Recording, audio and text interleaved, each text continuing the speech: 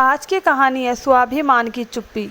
ये क्या कविता जी, आपको पता था कि मुझे आज ज़रूरी मीटिंग के लिए जल्दी निकलना है, फिर भी आप अब आ रही है।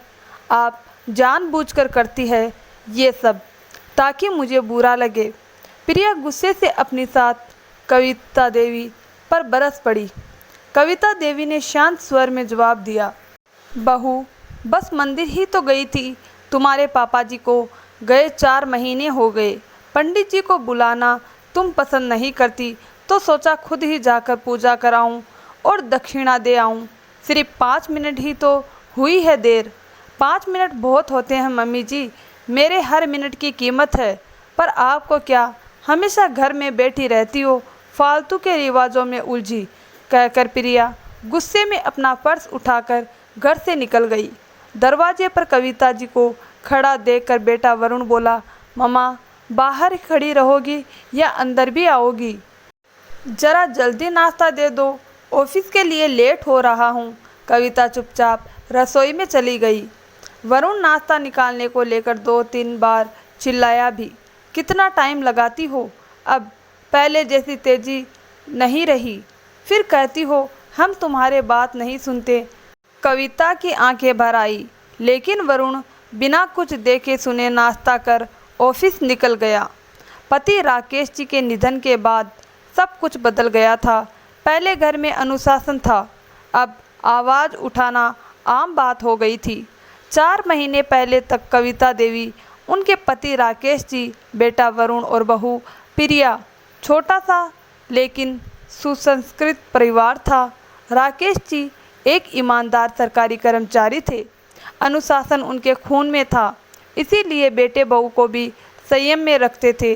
शादी के कुछ हफ्ते बाद कविता देवी ने बहू से कहा था, बहू रविवार को कुलदेवी के दर्शन के लिए चलते हैं, यही परंपरा है। नई बहू को कुलदेवी के दर्शन करवाए जाते हैं ताकि गृहस्थ जीवन सुखमय हो। प्रिया ने बेमन से कहा था, मम्मी जी एक ही तो संडे मिलता है आराम का, उसमें भी मंदिर ज़्यादा से ज़्यादा 3 घंटे लगेंगे। बहू दर्शन करके आओगी फिर आराम करना, कविता ने समझाया। प्रिया ने झुंझलाते हुए कहा, मैं एक वर्किंग वूमन हूँ, आपकी तरह खाली नहीं रहती। आपकी ये परंपराएं सिर्फ टीवी में ही अच्छी लगती है। ये सब राकेश जी ने सुन लिया था। बहू अपनी सास से ऐसे बात करती हो, एक हाउसवाइफ की इज्जत करना सीखो। तुम्हारी मम्मी भी तो हाउसवाइफ है, उन्होंने सख्त स्वर में कहा। प्रिया को उस दिन चुप रहना पड़ा था, लेकिन राकेश जी के जाने के बाद जैसे पूरे घर की व्यवस्था ही ढह गई। वरुण और प्रिया अब खुले आम बात काटते, आदेश देते। नौकरानी को भी हटा दिया गया और सारा काम कविता जी के सिर पर आ गया। कविता जी को काम से नहीं, व्यवहार से तकलीफ थी। एक शाम उन्होंने निर्णय लिया, अगली सुबह से घर में फिर से नौकरानी आने लगी। शाम को वरुण और प्रिया दोनों चौंक गए, ये क्या, इसे तो हमने निकाल दिया था। प्रिया बोली, मैंने इसे फिर से रख लिया, अब मुझसे नहीं होता सब काम। कविता जी बोली, आपने किससे पूछ कर रखा और उसकी तनख्वाह कौन देगा? वरुण चिढ़कर बोला, ये घर अब मेरा है बेटा, तुम्हारे पापा के नाम का था। किराएदारों से मिलने वाले पैसों से मैं इसकी तनख्वाह दूंगी। कविता ने मुस्कुराते हुए कहा, ओह तो अब किराएदार रखोगी? किराएदार कहाँ से लाओगी?